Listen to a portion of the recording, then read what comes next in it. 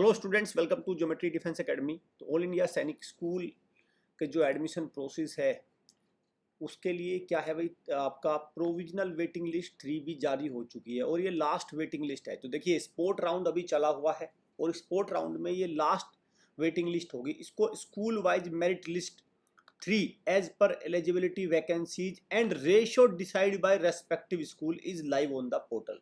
जो रेशो है ना, वो रेस्पेक्टिव स्कूल ने डिसाइड किया है। अब समझिए इसका मतलब क्या है और क्या क्या चीज़ें आई है वो मैं आपको दिखाऊंगा। देखो यहाँ पे सबसे पहले ये देखिए, अगर इसको देखा जाए नोटिस में चलते हैं।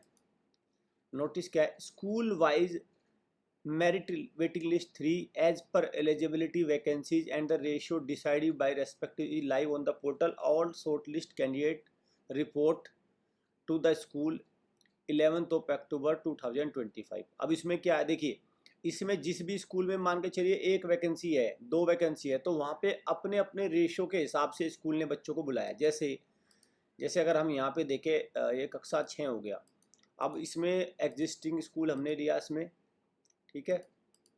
तो कक्षा 6 कक्षा 9 एग्जिस्टिंग स्कूल, लेटर सपोज यहाँ पे ले लिया कालीगिरी वाला। तो कालीगिरी ने होम स्टेट अदर स्टेट जो भी आप चेक करना चाहेंगे, अदर स्टेट को चेक करते हैं, एक बार जनरल में चेक करते हैं और बोई में चेक करते हैं। तो इन्होंने क्या किया, ये पूरी लिस्ट डाल दी हुई। ये पूरी लिस्ट है, आगे भी है लिस्ट। ये मतलब लास्ट तक जितने बच्चे थे सबकी लिस्ट डाल दी एक, ठीक है। 84 वाले को भी इन्होंने कह दिया आ जाओ भाई। लेकिन अब क्या है, अब जैसे इनके पास जितनी सीट है, लेटर सपोज जनरल में, अब जनरल में सीट तो जाके सीट मैट्रिक्स से देखनी पड़ेगी ना, जनरल में सीट कितनी है भाई। जनरल में सीट तो उस बात से पता चलेगी कि सीट मैट्रिक्स में जाके कितनी है। लेकिन जो पहली रैंक है उसमें है भाई बिहार से 270 वाला बच्चा, पहले ही इसको बुलाएंगे। इन्होंने क्या किया है कि इन 10 बच्चों को विलिंगनेस का वो लेटर भेज दिया, 10-15 को, ठीक है। किसी ने 5 को भेज दिया, किसी ने 10 को, जितनी वैकेंसी है। मान के चलिए एक वैकेंसी है तो एक पे इन्होंने 5 को बोल दिया कि आ जाओ आप। अब इन 5 में से जो जाएगा और उसका मेडिकल ओके है तो उसका एडमिशन हो जाएगा। लेटर सपोज 5 में से नहीं, किसी ने विलिंगनेस शो की, तो फिर वो नीचे को भेज रहे हैं। तो जिस बच्चे के पास विलिंगनेस की कंफर्मेशन नहीं है, तो इसका मतलब ये है कि उसके पास वो उससे पहले ही उन्होंने बच्चों को बुला लिया है, उससे पहले ही उनकी वैकेंसी फुल हो चुकी है। और वो यहाँ से पता चलती है, जैसे ऑफलाइन सीट मैट्रिक्स है ना। देखो ऑफलाइन सीट मैट्रिक्स से अब मैं देखता हूँ, देखो इसमें अगर मैं, देखो सैनिक स्कूल कालीगिरी है। अब इसमें जनरल की कितनी सीट है भाई? जनरल की सीट है इसमें, ये रही 4 सीट है, ठीक है भाई। 4 सीट खाली है जनरल की। अब इसमें ये नहीं है कि वो एक ही राज्य की, उसमें स्टेट वाइज अलग है भाई। उसमें ये नहीं है कि पता चला वो एक उसकी नहीं है, वो स्टेट वाइज फिर भी वैकेंसी है। यहाँ पे स्टेट वाइज फिर से पता करना पड़ता है, तो वो उस हिसाब से है। तो बहुत सारे पेज है, तब जाके इसमें स्कूल वाइज जो वेटिंग लिस्ट है 3 है उसमें पता चलता है। तो पेरेंट्स क्या करते हैं, हम यहाँ से देख सकते हैं। और अब तो मुझे लगता है जिनको इन्होंने बुलाना था उसको इन्होंने सबको लेटर भेज दिए हैं, सबको लेटर भेज दिए हैं। जैसे सैनिक स्कूल तिलैया है, तिलैया में देख लेते हैं अभी कितने बुलाए हैं इन्होंने। अदर स्टेट से देखते हैं एक बार, अदर स्टेट से जनरल बोए। तो अदर स्टेट से जनरल में बोए में अभी भी 282 पे चल रही है। क्या बात है, क्या मतलब, मुझे तो यही समझ में नहीं आता ये हो क्या रहा है। देखो अभी भी देख लो, बताओ कोई बात है? 282 वाला बच्चा अभी भी।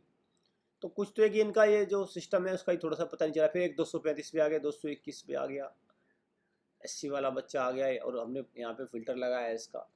तो बहुत सारे इसमें मुझे लगता है कि या तो हो सकता है ये 80 वाला जनरल में आ गया हो मध्य प्रदेश का, ठीक है।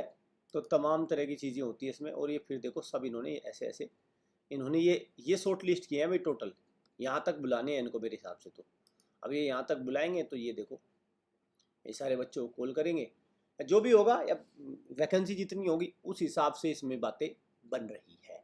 तो आप क्या करना है भाई, अपने मेल वगैरह, मैं कहूँगा पेरेंट्स से रिक्वेस्ट करूँगा अपनी मेल वगैरह प्रॉपर चेक कर लेना, उस पर देख लेना उस पर तो कोई वो नहीं आ गया। और इसके अलावा फ़ोन वगैरह एक्टिव रखना। और फिर भी मैं ये कहता हूँ कि चलिए ठीक है, अगर लग रहा है कि आपका सिलेक्शन नहीं हो रहा है, फिर उसका उपाय भी मैं देता हूँ भाई। देखिए अभी बच्चों सैनिक स्कूल के तो नहीं, लेकिन राष्ट्रीय मिलिट्री स्कूल के फॉर्म निकले हैं। यूपी के जो बच्चे हैं यूपी सैनिक स्कूल का फॉर्म भर सकते हैं, RIMC के फॉर्म निकले। तो मैं तो ये भी कहूँगा कि भाई अब ये वो भी समय है कि अब आप अगर लग रहा है कि कहीं दूर दूर तक सिलेक्शन नहीं है तो फिर आप क्या करिए, फिर आप अगले साल की अपनी तैयारी तो आपने कर दी होगी ना शुरू, तो वो तो कर रखी होगी ना, है ना। तो उसकी तैयारी जारी रखिए। और कैसे तैयारी करेंगे राष्ट्रीय मिलिट्री स्कूल की, सैनिक स्कूल की, वो मैं दिखाता हूँ आपको। सबसे सॉलिड प्लेटफॉर्म मैं आपको बताता हूँ, देखिए कैसे, समझिए बात को। देखिए ये हमारी वेबसाइट है geometry-school.in, और जब आप इस वेबसाइट पर जाएंगे, आपसे मेरा मतलब, मैं ये चैलेंज के साथ कह सकता हूँ, आप किसी भी वेबसाइट पे चले जाइए, आपको कोई कोर्स नहीं दिखाएगा, कुछ नहीं दिखाएगा, सिर्फ बातें होंगी। लेकिन ये एक ऐसी वेबसाइट है जहाँ पे आप कोर्स खुद देख सकते हैं।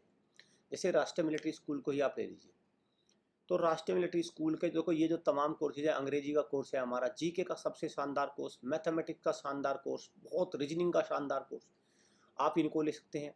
आप RIMC के अगर देखें, RIMC के सबसे शानदार कोर्स अभी हमारी एकेडमी पे आपको मिल जाएंगे। देखिए ये मैथ्स का बिल्कुल एकदम दमदार कोर्स है, अंग्रेजी का बहुत शानदार कोर्स है, जनरल नॉलेज में टेंशन लेने की जरूरत ही नहीं है, पूरा कंप्लीट पैकेज है। तो हर सब्जेक्ट का कंप्लीट पैकेज आपको दिखाई दे जाएगा। और ये देख लीजिए हमने ब्रिज कोर्स भी बनाया है।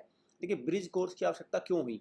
ब्रिज कोर्स की आवश्यकता बच्चों इसलिए हुई क्योंकि बच्चों का भले ही वो 8वीं में आ गया, 7वीं में आ गया, लेकिन कहीं ना कहीं उसका बेसिक बहुत कमज़ोर होता है। तो इससे तो क्या होगा, ब्रिज कोर्स से उसका बेसिक ठीक हो जाएगा, सारी चीज़ें।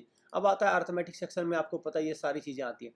फिर एडवांस मैथ्स को, RIMC में बहुत बड़ा लेवल है उसका एडवांस मैथ्स का, फिर मेंसुरेशन अलग हो गया।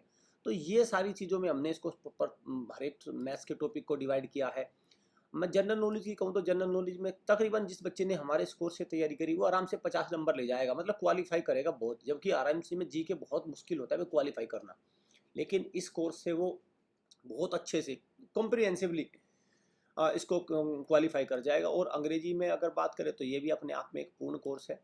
और हमने ये भी बताया कि बच्चों को इस वक्त, मेरा मानना है जिस बच्चे का IQ लेवल ठीक है उसको लाइव क्लास के जंजाल से बचना चाहिए। समय बर्बाद करते रह जाओगे, खूब टाइम वहाँ पे जाएगा और आखिरी में जहाँ से शुरू करे थे वहीं पहुँच जाओगे। वो होता है ना डिस्प्लेसमेंट, डिस्प्लेसमेंट में क्या होता है, डायरेक्शन होता है, लेकिन मैग्नीट्यूड निकालते हैं तो शॉर्टेस्ट डिस्टेंस वाले वो चक्कर, तो वो जीरो हो जाएगा। ठीक है, तो इसको आपको ध्यान रखना है। और इस कोर्स को आप ले सकते हैं। आप RIMS 9th की तैयारी कर सकते हैं, सैनिक की तैयारी कर सकते हैं, सब कुछ अवेलेबल है। तो मैं तो यही कहूँगा जिन बच्चों के पास अब कोई आस नहीं बची है सैनिक स्कूल में जाने की, वो आस ना छोड़े और वो तैयारी में जुटे रहें। बस बुरा तब लगता है जब आप एग्ज़ाम के 2 दिन पहले कहते हो हमने तो कोई तैयारी नहीं की थी। बच्चों आप इस बात को ध्यान रखो, तैयारी कराना कोई गलत काम नहीं है, ये तो बहुत अच्छा काम है। ये ऐसा काम नहीं है कि भाई तैयारी कर ली तो आपको बुरी लतों का शिकार हो गए, नहीं बच्चों, ये बहुत अच्छा काम है। और पेरेंट्स को खासकर ध्यान रखना होगा, क्योंकि हमने देखा है भाई जब एग्ज़ाम सेंटर पर पेरेंट्स से हमारी टीम हम मिलते हैं तो उनसे पूछा जाता है कि सर आपने तैयारी कहाँ कराई थी, तो वो कहते नहीं हमने कोई तैयारी नहीं कराई थी। बस मुझे तो ये जवाब ही अटपटा लगता है कि हमने कोई नहीं तैयारी कराई थी। अरे आपने फॉर्म भरवाया था, आपने सारे काम, मतलब फॉर्म भरवाना आपको याद था, सारी चीज़ थी, आप सेंटर पे लेके आ गए, एडमिट कार्ड आपने डाउनलोड करा, और जो मेन काम था वही नहीं आपने कराया। मतलब इसको ऐसे ही समझो कि जैसे अब व्यक्ति कोई घूमने चला जाए, घूमने कहीं जाना है और जाने के बाद वो वहाँ पे पहुँच के कहे कि नहीं मेरा तो कोई आइडिया ही नहीं था यहाँ पे आने का, मैं तो वैसे ही भटकता हुआ आ गया। तो फिर ऐसे बच्चे को और इससे पेरेंट्स को मैं कहूँगा कि भाई भटकना नहीं है, उनको सही रास्ते पे तैयारी करनी है।